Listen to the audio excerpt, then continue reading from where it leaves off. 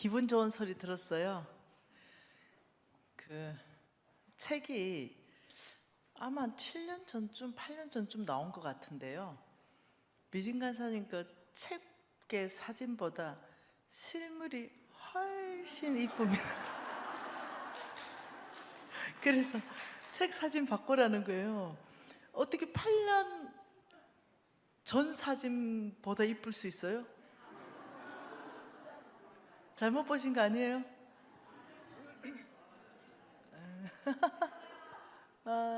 저 아무것도 안 했어요. 네. 여러분들이 궁금해 할 것 같아서 우리 예쁜 손녀딸, 네. 네. 이렇게 컸습니다. 우리 어머니가 성경 10장 안 읽으면 밥을 안 주잖아요. 근데 처음 관계가 안 좋았죠. 뭐 제가 또 10장 안 읽죠. 네.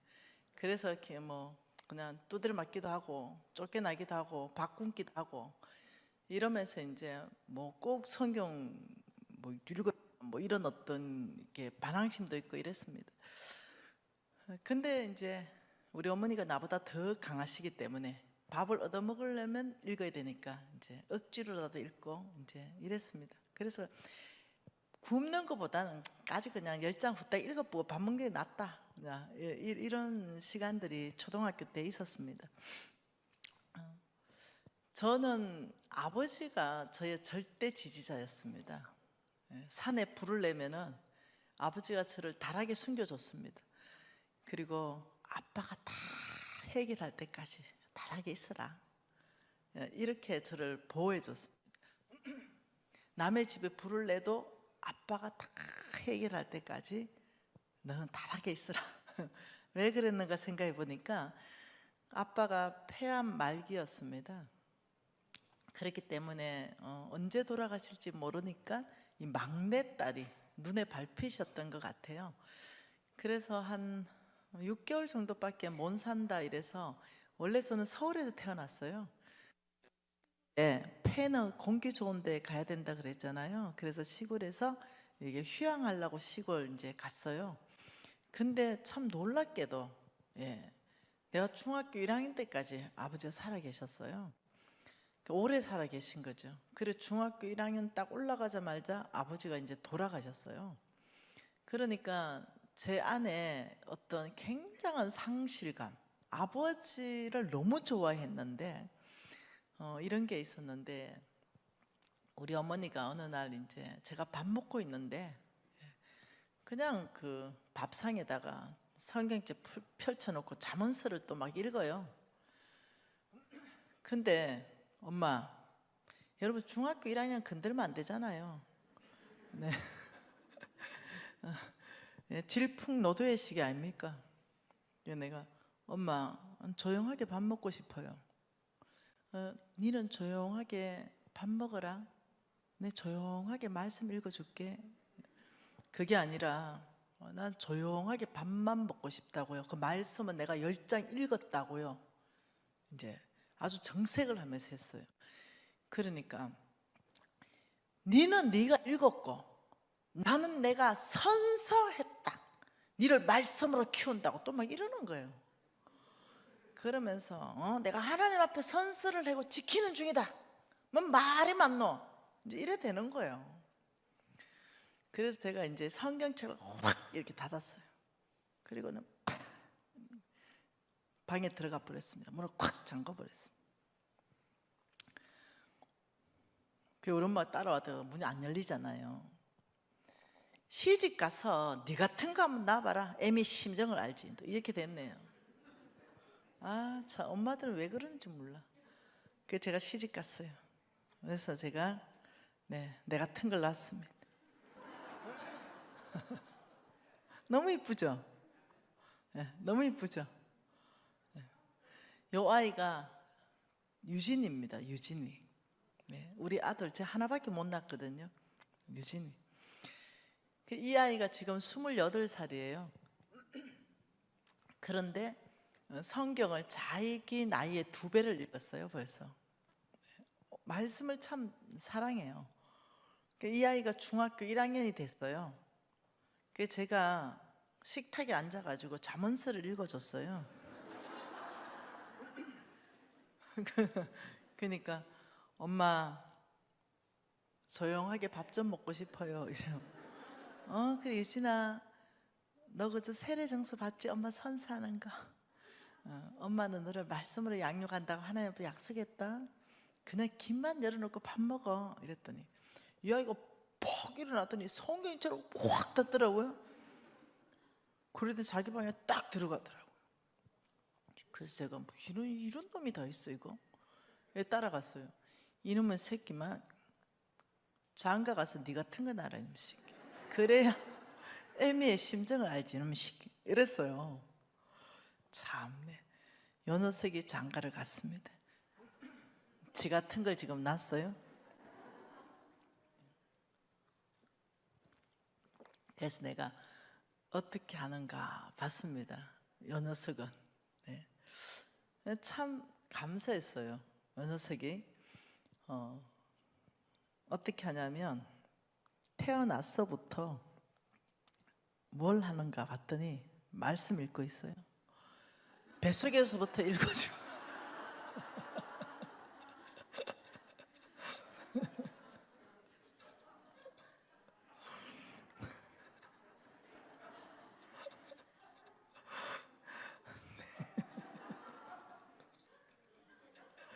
얘 지금 말씀 묵상하고 있어요.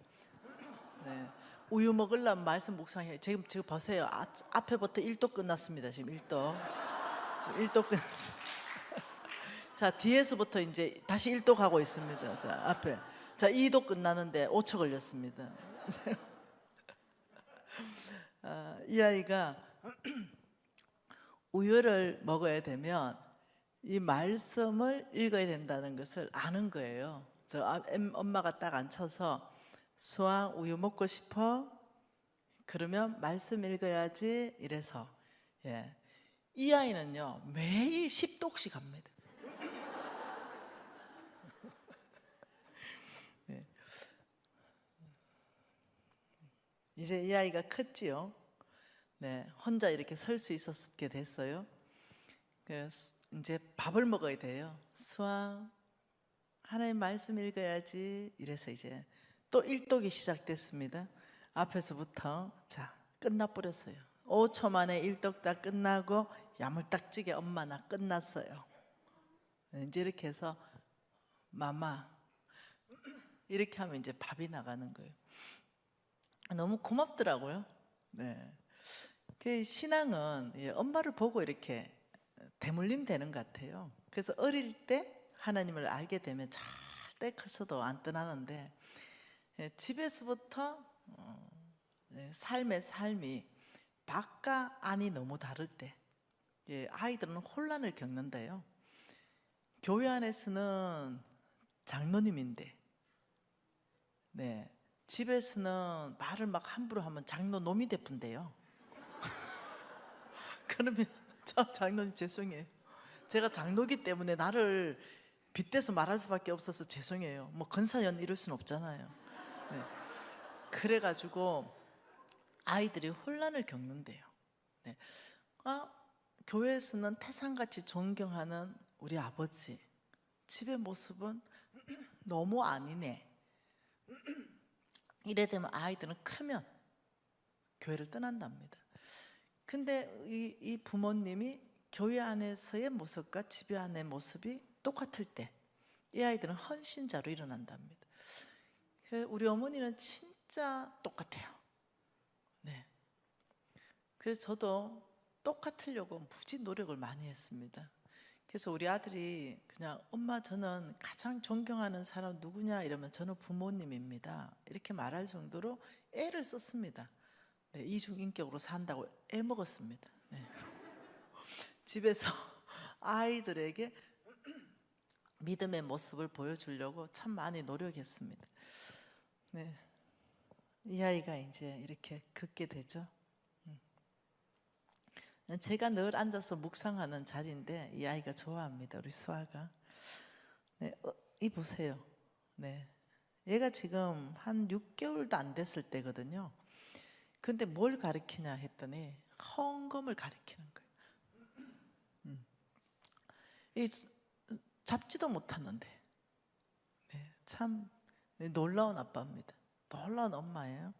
네, 무엇을 가르쳐야 되는지 아는 거죠. 1, 2, 3, 4 가나다가 아닌 거예요. ABC가 아닌 거예요.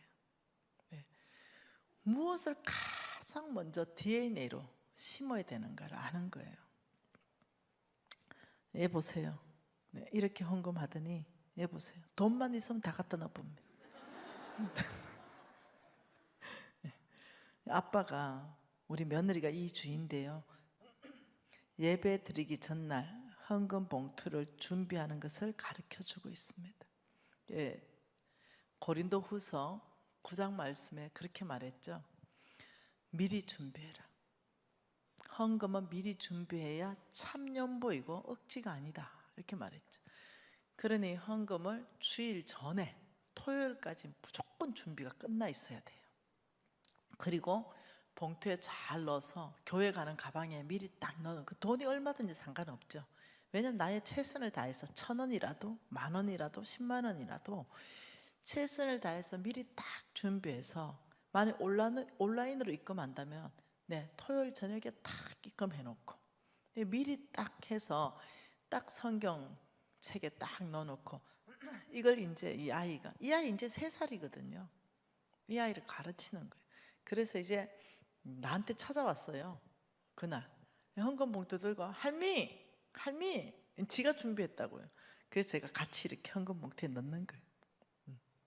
어이구 수아 착하구나 이거 제가 이렇게 칭찬해주고 할미하고 그러면 하나님께 드리자 이렇게 해서 이제 가서 넣는 거예요.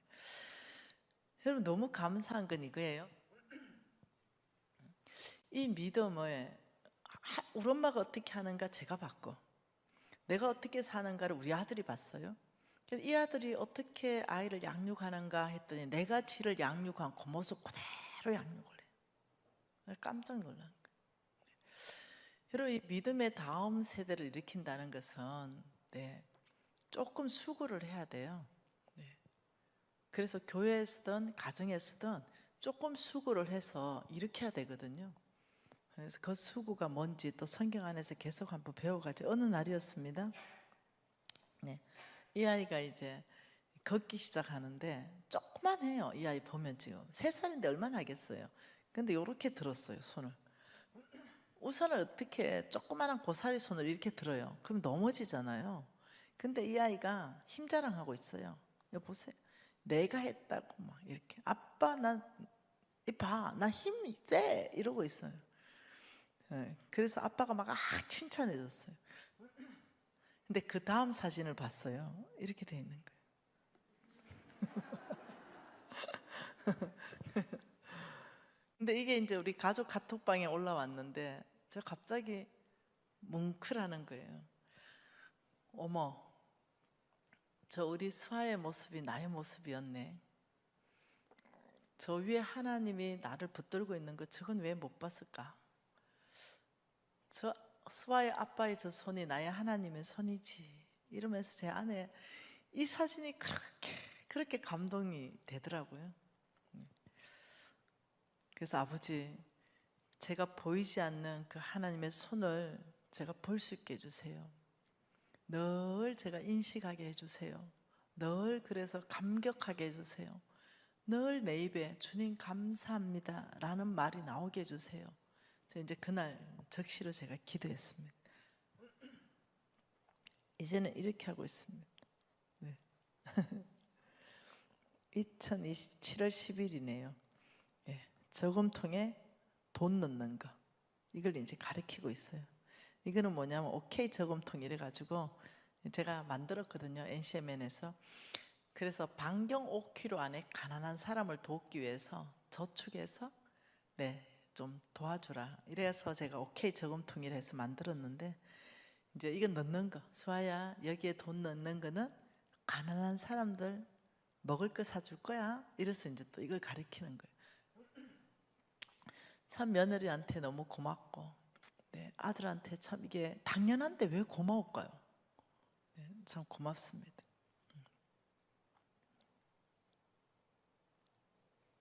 우리 수아가 이렇게 말했어요.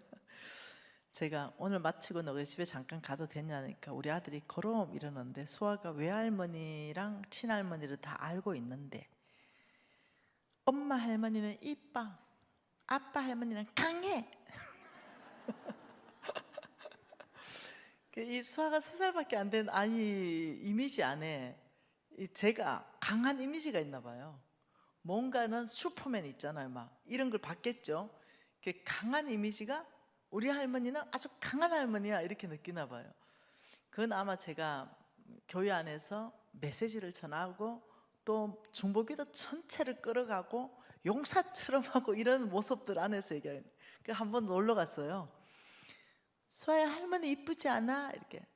아니, 엄마가 이뻐. 아빠 엄마는 강해.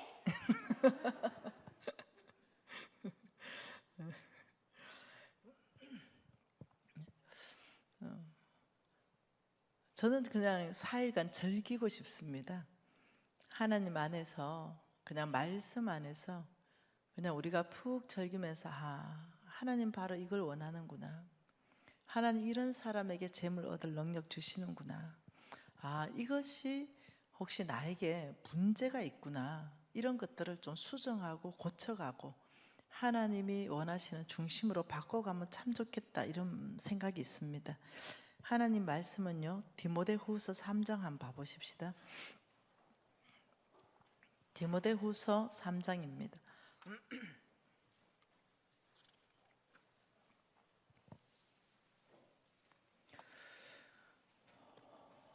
제가 오늘 쭉 말씀하는 것은요, 굉장히 중요한 말씀들이에요. 디모데후서 3장 16절과 17절 한번 읽어볼까요? 디모데후서 3장 16절과 17절 같이 읽어볼까요? 모든 성경은 하나님의 감동으로 된 것으로 교훈과 책망과 바르게 함과 의로 교육하기에 유익하니 이는 하나님의 사람으로 온전하게 하여 모든 선한 일을 행할 능력을 갖추게 하려 함이라. 지금 이렇게 말했습니다. 17절 하반절에 모든 선한 일, 하나님 원하시는 삶이죠. 모든, 한두 가지가 아니라 모든 선한 일, 모든 선한 일을 할 수 있는 능력, 이 능력을 갖추게 하기 위해서다. 뭐가요? 성경이. 하나님이 저희들에게 요청하는 게 이거거든요. 선한 일을 행해라. 근데 이 선한 일을 행할 능력이 있어야 돼요. 내 힘으로 못해요. 모든 선한 일을 행할 능력을 갖추게 하는 게 뭐라고요? 성경이다, 이렇게 말하거든요. 그러면서 이것을 한번 그려볼게요. 우리 스승님이 이것을 가르쳐 줬을 때 제가 심장 깊이 안에 저장했습니다. 이렇게 그림으로 한번 그려보죠.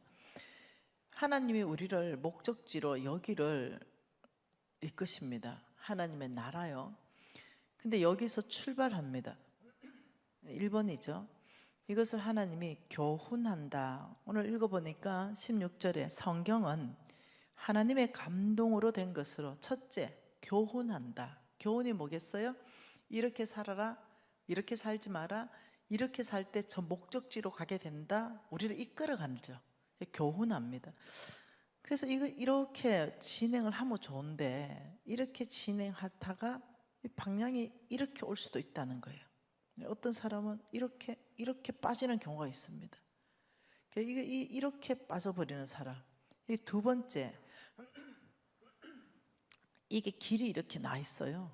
이렇게 길이 나 있다니까요. 길이. 두 번째, 이렇게 말합니다. 나는 교훈하지만 너희들이 잘못 들어섰을 때는 책망한다. 뭐가요? 성경, 하나님의 말씀이에요. 우리를 책망합니다. 그때 이제 제가 4일 동안 하나님 말씀 안에서 이렇게 저의 삶 안에서 책망을 엄청 받았거든요. 그래서 어마어마하게 책망받았는데 이걸 여러분하고 제가 나누면 여러분도 만일 나하고 똑같은 삶을 사는 사람이 있다면 여러분도 동일하게 책망을 받는 거예요. 근데 제 인생에서 가장 선택을 잘한 게 뭐냐면 책망받았을 때가 내 인생의 최고의 하이라이트다. 여러분, 책망받지 않는 사람도 있어요. 하나님이 너무 악해서 내버려 둔다 그래요. 근데 책망할 때는 돌이킬 수 있는 기회를 주시는 거거든요.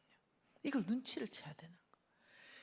이 말씀 안에서 책망받을 때 이것을 바로 어떠냐면은 하나님이 나를 책망하시는구나. 내가 이거를 이쪽으로 빠져서 죽을 길로 갈 게 아니라 유턴해야 되겠다.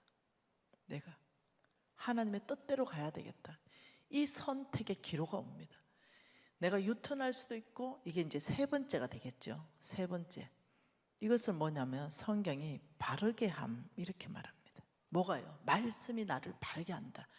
요 시점이 무지하게 중요한 시점입니다. 내가 무엇을 선택할 것인가? 하나님의 책망을 받고 회개하고 돌이키면서 유턴해가지고 내가 의로 교육하기에 유익하다. 의로 교육하기에 유익하다. 이 말은 뭐겠어요? 목적지까지 끝까지 잘 하도록 우리를 이끌어갑니다. 끝까지 갈 수 있도록 말씀이 성령께서 우리를 이끌어가는 것. 이게 네 번째다 지금 이렇게 말하거든요. 근데 많은 사람들이 요 책망받은 요 시점을 굉장히 불편하게 생각합니다.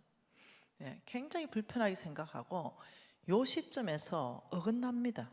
이쪽으로 빠집니다. 이쪽으로 가버려요. 그러면서 어떻게 교회는 나오는데 믿음은 없는 사람, 종교인, 이렇게 하나님의 임재를 갈망하지 않는 사람, 하나님에 대해서 간절하고 갈급함도 없고 그저 교회는 안 나오면 불편하니까 그냥 교회는 나오는 사람으로 바뀌어버립니다. 그래서 이 길로 가버리는 사람들을 꽤 많이 만납니다. 이 책망받을 시점을 여러분 안에서 기가 막힌 하나님의 축복이다. 하나님이 지금 나에게 기가 막힌 타이밍, 세컨 찬스를 주시는 바로 이 타이밍이다 라고 잡는 사람은 달라지는 거죠. 저는 요 시점이 왔습니다. 요 시점이 왔을 때 우리 홍성근 목사님께서 들려주는 왕의 제정, 이것을 딱 들었을 때 내가 엄청나게 책망받았어요. 홍성근 목사님이 저를 책망하지 않았습니다. 말씀이 저의 심장을 찔리게 했습니다. 다윗이요, 사울의 옷자락을 뱉잖아요. 그때 성령이 다윗의 마음을 찔리게 했다, 책망한 거거든요. 그때 다윗이요 회개합니다. 이렇게 말했죠. 두 번째 또 죽일 기회가 있었을 때 하나님이 기름 부은 종을 내 손으로 치는 것을 금하셨다. 전쟁에 나가서 죽든지 병들어 죽든지 하나님의 그냥 소관이다. 이러면서 절대적 하나님의 주권에 대해서 그때 인정을 합니다. 책망받고. 그때 여러분 성경 읽어보면 다윗이 하나님께 패스되는, 그리고 바로 왕 돼버렸어요. 하나님의 테스트에 통과합니다. 책망받을 때 그 시점을 누가 어떻게 선택하느냐에 따라서 인생에 달라져 버리는 거 봅니다. 제가 그 책망받는 그 시점, 특히 돈에 대해서 제가 결단을 해야 돼요. 저는 이렇게 생각했거든요. 개처럼 벌어서 정성처럼 쓰면 되지. 개처럼 번다? 좀 부정직하게 보면 어때? 뭐 나만 부정직하나? 주 사람도 부정직한데. 근데 이 세상에서 정직하게 해서 어떻게 돈 벌어? 이런 생각을 가지고 있었어요. 그러다 보니까 제가 이제 관공서 입찰을 많이 따는 사람이었거든요. 관공서 입찰을 따내기 위해서 그 공무원들에게 이제 뇌물을 주고 이런 일들이 좀 제 인생에 많았어요. 그리고 이제 돈 벌면 또 많이 들어와요, 돈이. 그러면 그걸로 저는 30% 헌금했어요. 그러니 뭐 1억 벌면 3천만 원 헌금하는 사람 있으면 나와봐라 그래. 내 정도 되니까 하지. 이런 생각이 있었던 거예요. 그러면서 나는 좀 부정적이게 벌어도 잘 쓰잖아 내가. 하나님 나라 잘 쓰잖아요. 이렇게 생각을 했었어요. 근데 성경 말씀 안에서 그게 아니라는 책망을 깊이 찔리게 받습니다. 내가 가지고 있었던 모든 생각 자체를 뜯어 고쳐야 되는, 허물어 버려야 되는 이런 시점이 왔습니다. 어쩌면 여러분들에게 이번 재정 부흥 집회가 여러분의 재정을 바꿀 수 있는 어떤 찬스를 제공할 수도 있을 것 같아요. 성경은요 이렇게 말하거든요. 위험한 말을 하거든요. 시편 107편입니다.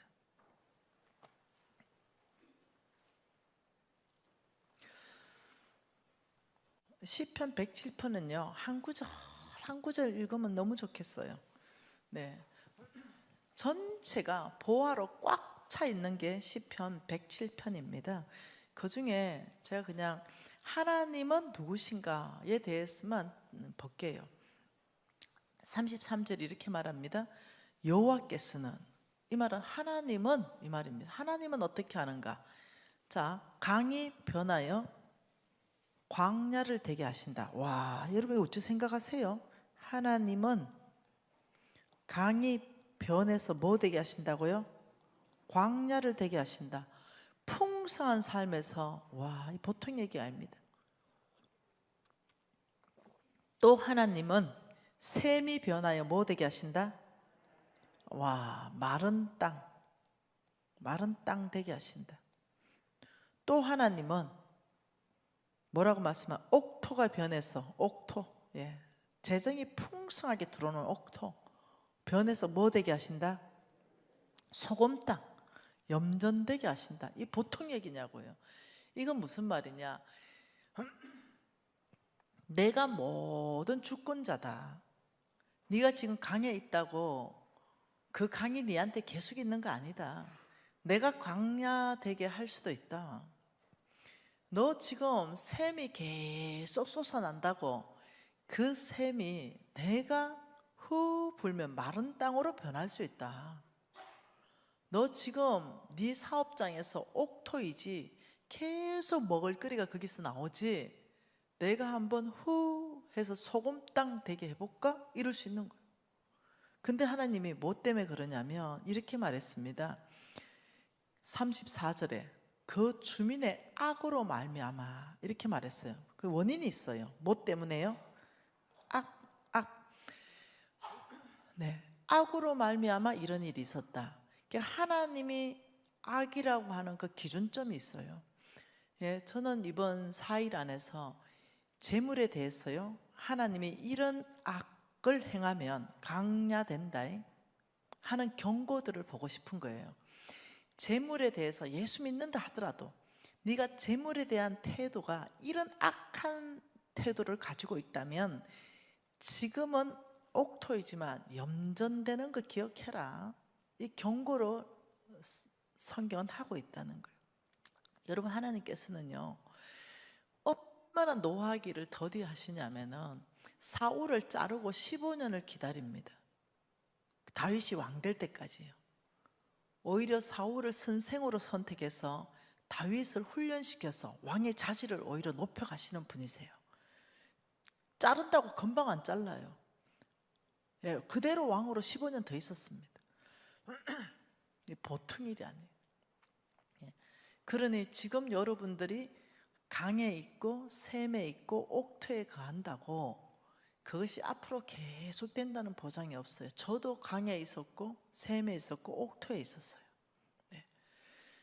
근데 하나님이 재성에 대한 태도가 이거 참 악하다, 악인이다 라고 말하는 태도들을 여러분이 공부해 놓지 않는다면 거기를 떠날 수가 없잖아요. 근데 이제 이런 시즌 안에서 공부한다면은 이거 태도 바꿔야 되겠다, 버려야 되겠다 이런 게 생기는 거예요. 근데 나의 하나님은 또 어떤 분이신가? 35절에 광야가 변해서 무엇이 되게 한다? 와, 이거 못이 되게 한다. 물이 꽉 찬 못. 우리 하나님 회개하고 돌이키면 또 고치시는 거예요. 광야가 변하여 못이 되게 하고 마른 땅이 변하여 뭐가 됩니까? 다시 샘물 되게 하시는 분이세요. 그리고 말씀하시길 줄인 자들로 말미암아 거기에 살게 하사 그들이 거주할 성읍을 준비하신다. 줄인 자들에게 하나님은 성읍을 준비하시고 밭에 파종하며 포도원을 재배하여 풍성한 소출을 거두게 하신다. 풍성한 소출, 이거 뭐겠어요? 이게 재물의 축복입니다. 예, 다시 옥토가 되는 겁니다. 또 이랬습니다. 또 38절 또에 동그라미 쳐보세요. 또 복을 주사 그들을 크게 번성하게 하시고 그의 가축이 감소하지 않게 한다. 대단하신 분이세요. 또 복을 또 준다. 이것뿐만 아니다. 또 준다. 또 그러면서 이렇게 말합니다. 다시 압박과 재난과 우환을 통하여 그들의 수를 줄이시며 낮추시는 도다. 이러면서 쭉 오면서 이렇게 말합니다. 41절에 궁핍한 자의 그의 고통으로부터 건져주시고, 우리 하나님은 건져주십니다. 그의 가족을 양떼같이 지켜주시고 정직한 자를 보고 기뻐하신다. 우리 하나님은 정직의 반대는 부정직이거든요. 우리 하나님은 어떠냐? 정직한 자를 너무 기뻐하시는 분이시다. 그러니 저는 부정직을 했으니까 하나님이 나를 보고 기뻐하지 않으셨겠죠. 그러니 제가 하나님이 무엇을 기뻐하는지를 잘 심장으로 오지 않았던 거예요. 근데 망하니까 심장으로 모든 말씀이 다 들어오대요. 여러분, 이 망한 사람들은 갈급해집니다. 간절해져요. 이 방법밖에 없다면 그 방법을 잡습니다. 제가 이제 오랫동안 섬겼잖아요. 진짜로 돌파하는 사람들이 있습니다. 깜짝 놀랍니다. 얼마나 간절한지 돌파를 해버려요.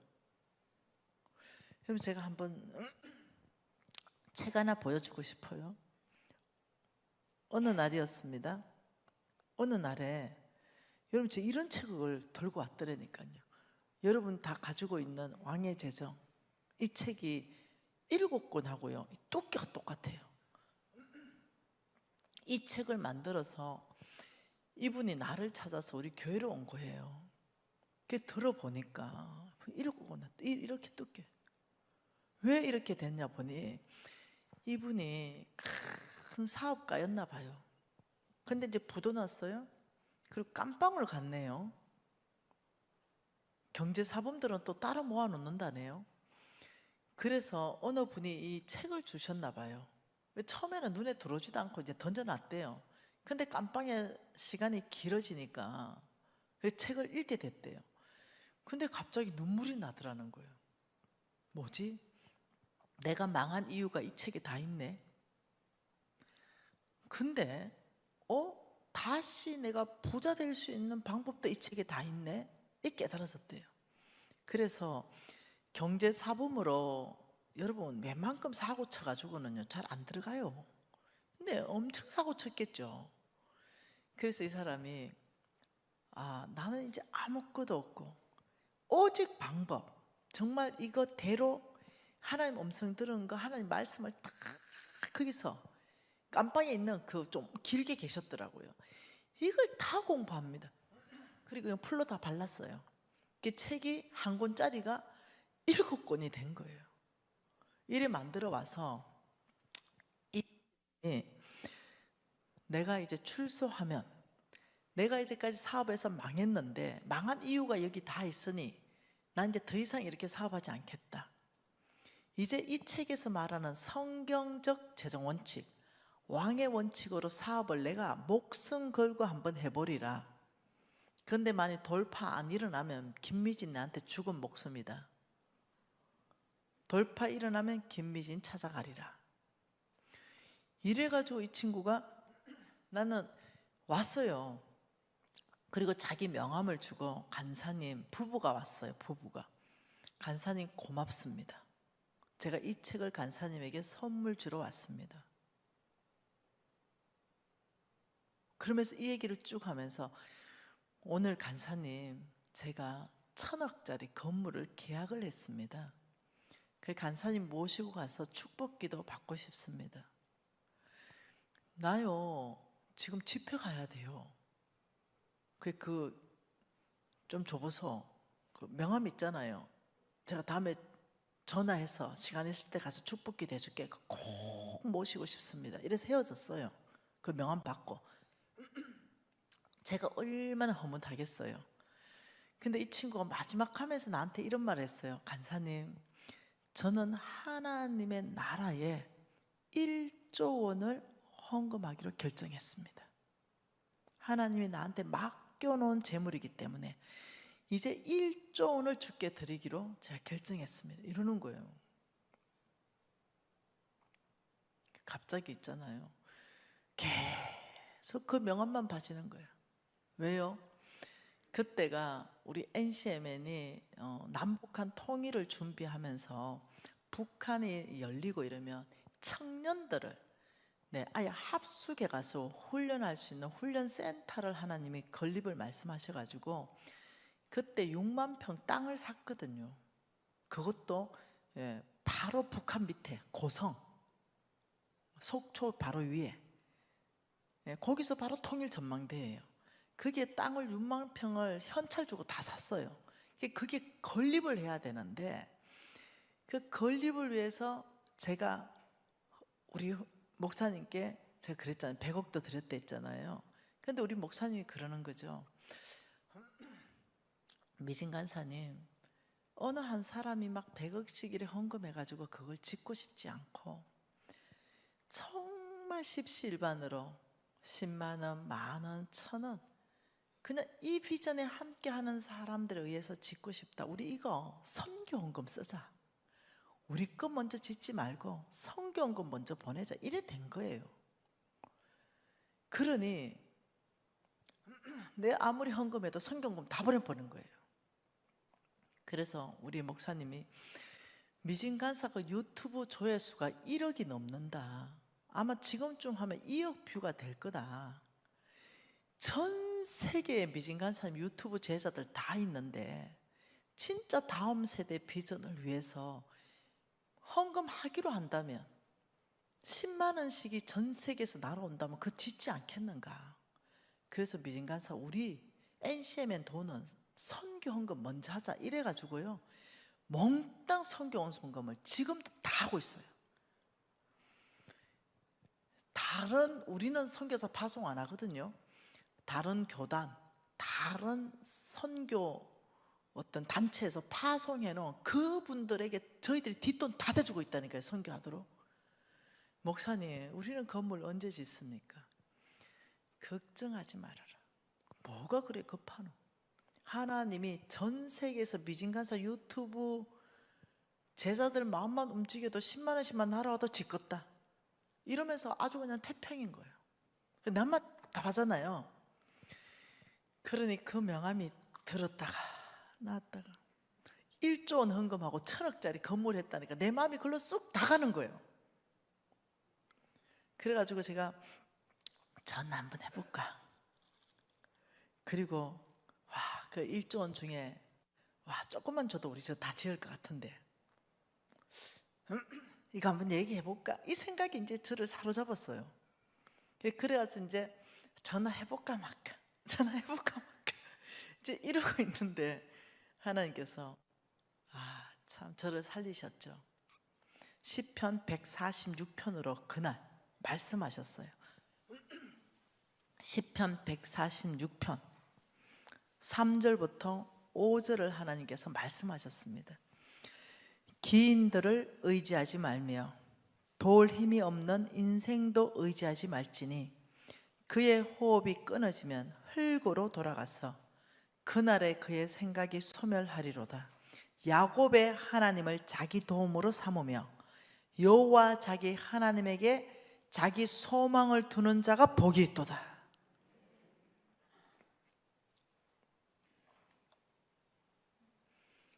제가 무릎을 툭 꿇었습니다. 하나님이 날 책망하시는구나. 하나님이 나의 중심을 보시는데 하나님께서 내 중심을 지금 입 밖에 낸 적도 없고 내 마음 안에서만 그 명함을 들었다가 놨다가 들었다가 놨다가 하나님이 지금 내 중심을 아시고 내 폐부 깊은 숨은 동기까지 살피시고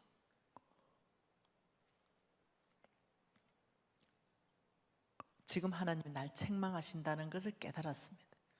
그래서 제가 꿇어 앉았어요. 아버지, 잘못했습니다.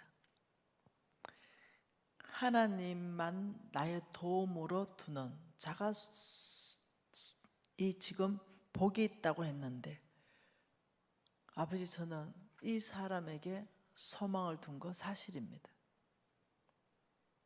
그러면 내가 이제 어떻게 해야 돼요? 겸 명함을 찢었습니다. 짧게 찢었어요.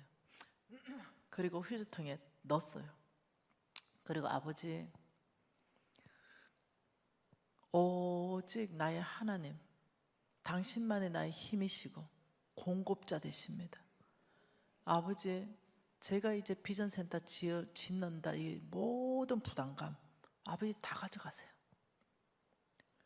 주님이 전 세계 안에서 정말 돈 보내주면 그때 짓겠습니다. 그러면서 그때 이제 부담감 떨쳤어요. 저는 빚으로 안 하고 싶거든요.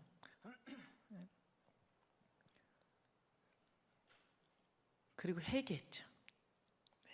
여러분, 이게 뭐냐? 책망하는 거예요. 나의 깊은 동기를 하나님이 감찰하시고 한번 예레미야 말씀 한번 봐볼까요? 예레미야 17장 말씀 한번 봐보죠. 9절 10절입니다. 뭐라 그럽니까? 만물보다 거짓되고 심히 부패한 것은 마음이라 누가 능히 이를 알리오마는 그 만물보다 거짓되고 심히 부패한 그 마음 누가 능히 알리오마는 네 속에 있는 거 그거 누가 알겠냐? 그런데 10절에 나 여호와는 그 심장을 살피고 폐부, 심장에서 가장 먼 곳, 네 숨어있는 동기까지도 시험하고 각각 그의 행위와 그 행실대로 보응한다. 와, 이 말씀 성경 구절이 툭 떠올랐어요. 여러분, 하나님과 대화하는 거 있어서 너무 쉬운 것은 말씀을 많이 읽어 놓으면 성령께서 그 말씀을 기억나게 하시고 끌어내셔가지고 대화하기 시작합니다. 그래서 제가 알았죠. 네 마음이 지금 부패하고 있다. 네 부패하고 있는 마음 누가 알겠니? 모든 사람은 쏟겠지. 그러나 나 여호와는 너의 심장을 살피고 폐부, 심장과 가장 멀리 있는 거 콩팥 아닙니까? 콩팥. 네 숨어있는 동기까지도 나는 다 본다. 내 시험한다. 그래서 너의 행위와 행실대로 나는 보응한다. 이러는데 말씀이 이제 막 돌아가기 시작하는 거예요. 하나님 성령께서. 그래서 제가 꿀 앉아가지고 어떻게 했어요? 두 손 바짝 들었죠. 잘못했습니다. 그리고 인정했어요. 사울처럼 변명하면 잘리거든요. 네. 사울이 잘린 이유가 변명해서 잘렸어요. 네. 하나님께서 몽땅 다 진멸하라 그랬거든요. 근데 남겼어요. 제일 좋은 거. 그 백성들 두려워서 남긴 거, 욕심 때문에 남긴 건데 하나님 제사하기 위해서 남겼다고 끝까지 우겨요. 사무엘이 2번의 기회를 줬습니다. 진실을 말할 수 있는 기회. 근데 2번 다 날려버려요. 끝까지 변명하면서. 그래서 제가 성경을 보면서 지혜를 얻는 거죠. 사울이 변명했던 거 다 떠오르는 거예요. 변명하려면 할 수 있습니다. 아버지, 제가 헌금 다 했지 않습니까? 세울 수 있도록. 그거 우리 홍 목사님이 성경금 다 보냈지 않습니까? 그러면 이 사람이 또 우리한테 성경금 할 수도 있는 거지. 뭐 이래 나오면 이제 곤란한 거예요. 말씀이 그게 아닌데. 그래서 똑똑해지기로 결정했습니다. 말씀 안에 망한 사람 길을 따라가지 않기로 결정했습니다. 그래서 사울처럼 변명하지 않고 꿇어 앉아가지고 아버지 잘못했습니다. 제가 마음이 부패 간 게 사실입니다. 아버지보다 1,000억짜리 그 건물 계약했고 1조 원 헌금한다 얘기하네. 제 마음이 글로 다 끌려간 거 사실입니다. 아버지 저를 깨닫게 하시고 책망해 주시니 제가 회개하고 돌이킵니다. 아버지 다 찢어버리고 전화번호 나 못 외웠거든요. 다 찢어버리고 다시는 뒤돌아보지 않겠습니다. 이러면서 회개했다니까요. 그래서 제가 여러분한테 말하는 것은 이 그림을 제가 우리 홍성근 목사님 그려준 거거든요. 방송실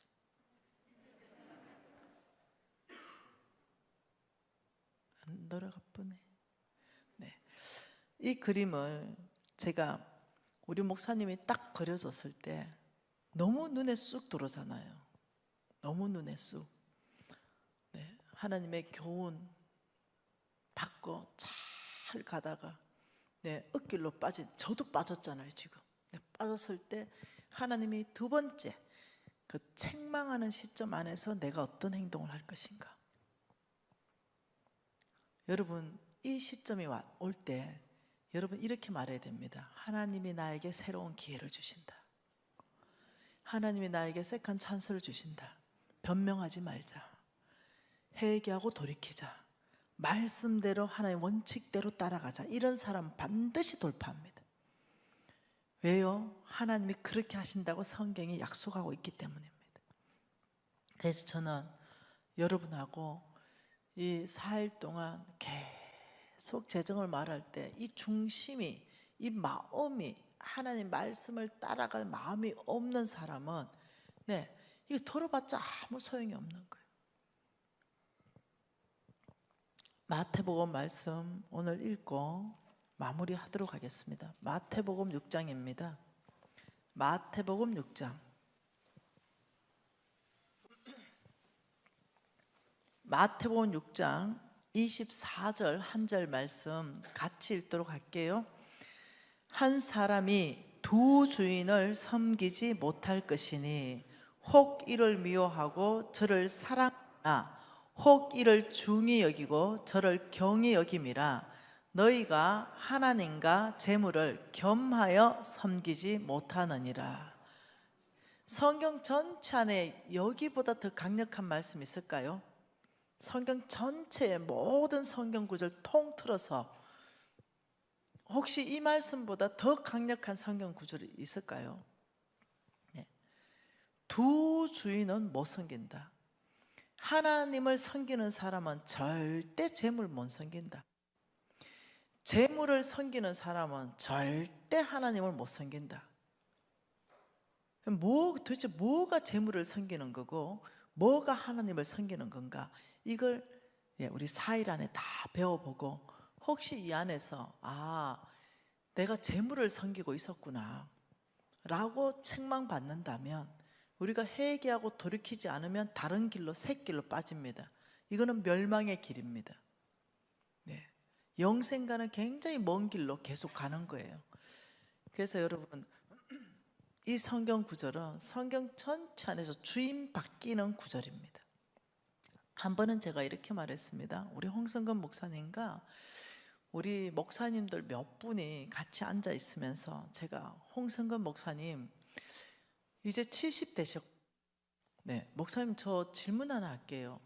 저는 지금 이제 사역자의 길로 저는 살고 있잖아요. 저도 이제 꽤 시간이 됐죠. 목사님 제가 이제 뭔가 깨달은 게 하나 있습니다. 이렇게 얘기해 보래. 목사님 제가 비밀을 깨달았는데요. 저는 수많은 사람하고 대화하는 사람이잖아요. 목사님 왜 죄 짓는 사람들이 엄청 많잖아요. 특히 주의 종들이 와, 성적인 범죄가 이렇게 많은 줄 몰랐다. 이미 소천하신 분, 아니면 지금 전 세계에서 활발하게 주님께서 어마어마한 기름 부으심으로 쓰고 계신 분들, 현직도 미국의 목사님들. 근데 그분들의 과거를 우연히 알게 됐는데 어마어마한 성적 범죄 안에서 회개하고 돌이키고 하나님이 훨씬 더 많은 기름 부으심으로 이 사람을 더 쓰는 걸 봤다. 그래서 나는 그때만 생각해도 와, 목사님들의 성적인 범죄는 이거 하나님이 용서하실까? 이런 생각이 있었거든. 근데 이제 사역자의 길을 하면서 성경을 더 깊이 계시가 오다 보니까 죄는 나쁜 건데 내가 뭘 얘기하고 싶냐면, 근데 목사님, 그분은 그런 어떤 심각한 죄를 짓는 그 순간에도 주인이 안 바뀌었습니다. 여전히 하나님이셨습니다. 그리고 그러니 회개하고 돌이키는 겁니다. 연약함으로 죄는 지었을지 모르지만 다윗처럼, 그런데 그 죄를 짓는 그 순간에도 주인은 하나님이십니다. 근데요 목사님, 제가 기가 막힌 걸 깨달은 건 돈으로 횡령하고 범죄한 사람들이 돌이키는 걸 본 적이 없습니다. 여러분, 돌이킨다는 것은요 삭개오처럼 돌이켜야 되거든요. 내가 남의 것을 빼앗은 게 있으면 4배로 갚겠습니다. 그 말은 무슨 말이냐, 내가 교회 돈을 20억을 횡령했으면 회개하고 돌이키는 건 미안하다 쏘리가 아니에요. 20억을 내놓는 것이 회개하는 거거든요. 그러니 돈으로 뭔가 사고치고 범죄한 사람들이 말은 미안하다 하는데 그 돈을 다 배상하고 회개하고 돌이키는 사람 이제까지 한 번도 내가 못 봤다. 사건은 많이 터졌는데 왜 그런가를 내가 이제야 깨달았습니다. 그 사람들은 돈이 주인입니다. 그 사람들은 진짜 주인이 바뀌어 있습니다. 그분이 목사랄지라도, 그분이 장로랄지라도, 그분이 성도님 누구라 할지라도 돈에 대해서 돌이키지 않는 바로 그 사람은 주인이 바뀌었기 때문에, 주인이 정말 하나님이라면 회개하죠. 목사님 어때요? 제가 깨달은 거 잘 깨달았어요? 이렇게 물어봤어요. 제가 목사님도 혹시 돈 사고치고 돌이킨 사람 본 적 있어요? 이렇게 물었어. 우리 목사님, 야, 한 번도 그 생각 안 해봤는데 쭉 생각해보더니 뭐 그러고 보니 없네. 그러고 보니 없네. 그 내가 깨달은 거 이거 맞아요? 이러니까 그거 맞는 것 같아. 돈은 주인을 바꿔버립니다.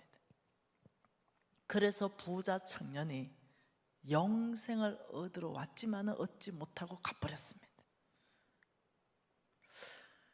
여러분, 이번에 이 4.1 집회는 여러분 인생에 저는 전환점을 맞이할 수 있는 집회로 여러분이 사모하면 좋겠다. 정말로 여러분이 이런 일 안 일어나면 좋겠다. 이런 일 강이 강야로 안 일어나면 좋겠다. 샘이 마른 땅으로 안 일어나면 좋겠다. 하나님이 지금 사울을 자르고 15년을 기다리는 것처럼 저와 여러분을 기다리고 있을 수도 있습니다. 회개할 수 있는 기회를 주시고 있을 수도 있습니다. 옥토가 염전으로 변하지 않는 삶, 그 삶을 배워야 회개하지요. 광야에 혹시 있다면 저처럼, 마른 땅과 염전에 저처럼 있다면 길을 여는 거죠. 이럴 때 못이 되고 이럴 때 샘물이 되구나, 이럴 때 모든 것들이 풍성해지구나. 아이디어를 성경 전체 안에서 모든 아이디어를 다 얻는 거죠. 저는 정말 부흥을 일으키고 싶거든요. 개인의 재정에 부흥을 일으키고 싶어요. 왜냐하면 제가 그 방법으로 부흥을 맛보았기 때문에. 그리고 나의 수많은 제자가 동일한 방법으로 돌파가 일어났기 때문에. 그래서 저는 관심도 없고 기대도 없는 그런 사람들하고 집회하고 싶지 않은 거죠. 저는 여러분 교회도 엄청나게 재정이 많으면 좋겠어요. 그러니까 교회가 빚도 없고 전 세계를 상대로 마음껏 일하는, 하나님 나라 확장하는 그런 교회 되면 좋겠거든요. 저는 여러분이 부흥해야 여러분 교회가 부흥하거든요. 저는 여러분에게 숙제 하나 주고 싶어요. 갈망하는 마음, 간절한 마음. 왜요? 이사야 44장에 하나님께서는 이렇게 말했거든요. 44장 3절에 이렇게 말했습니다.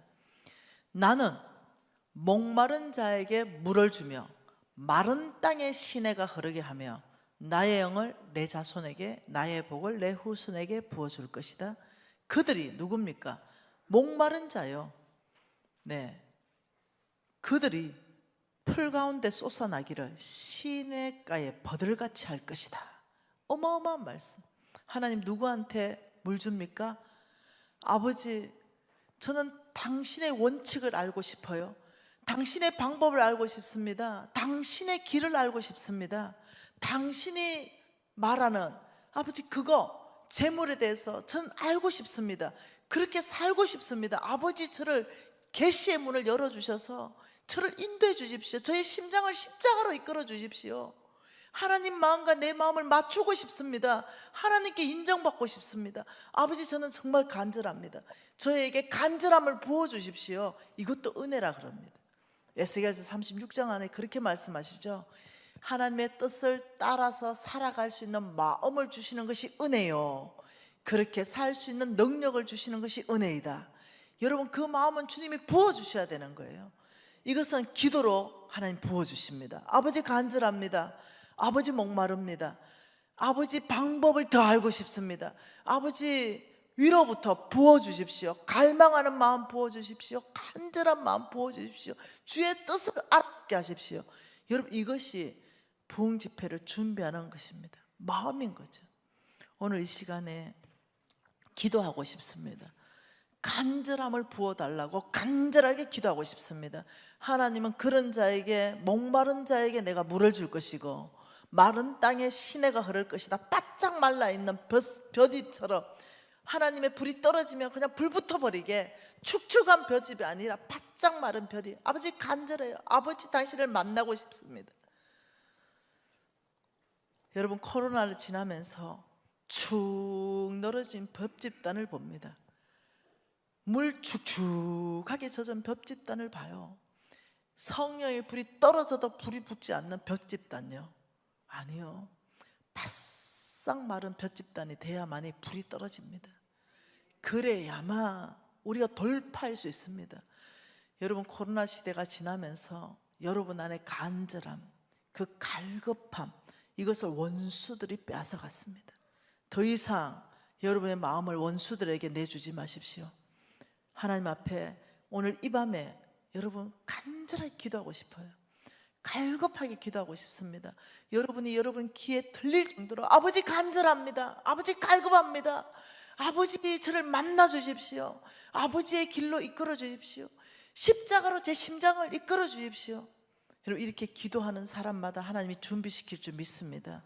여러분 우리가 주여 한번 부르고 통성으로 기도하고 싶거든요. 우리가 통성으로 기도하겠습니다.